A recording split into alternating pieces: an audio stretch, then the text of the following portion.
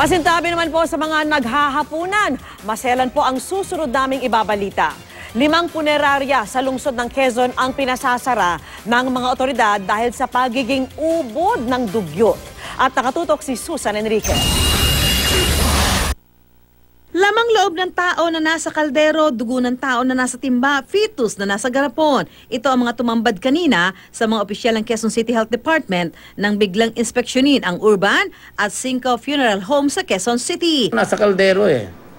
Ibig sabihin, ito, any part of the body, okay, hindi dapat nakatago, nasa kaldero man yan, dapat inililibing yan. Bukod sa urban at 5 funeral homes, nakitaan din ng kahalintulad na paglabag sa sanitasyon ang RPL, Grace at Villamor Funeral Homes. Bagsak na nga sa sanitasyon, wala rin palang panibagong business permit ang 5 punerarya matapos i-revoke dahil sa mga paglabag. Kaya irerekomenda ng mga nag-inspeksyong opisyal ng City Hall na tuluyang ipatigil ang operasyon ng 5 punerarya. Mahirap pong i-rehabilitate yung isang lugar nang hindi ka po titigil muna sa operation. So, especially yung ganun pong pag-sasaayos ng structural aspect po ng lugar. Kasi talaga pong malaki pa po ang isasaayos po nila.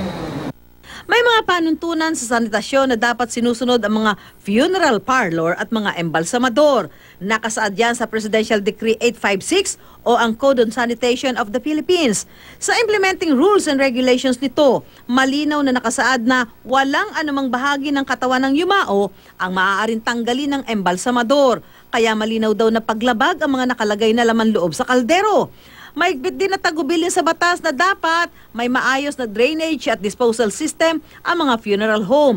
Bagay na nalabag daw sa paglalagay ng dugo sa timba. Bukod sa nakitang paglabag sa paghawak sa mga bangkay, exposed din sa panganib ang kalusugan ng mga nagtatrabaho sa mga punerarya dahil hindi gumagamit ng protective equipment. Maging ang mga residente ng komunidad na malapit dito, posible raw ma-expose. Ang ilan sa mga punerarya may katabi pang mga kainan. Ang business permit nila, revoke na nga kasi nga hindi sila compliant.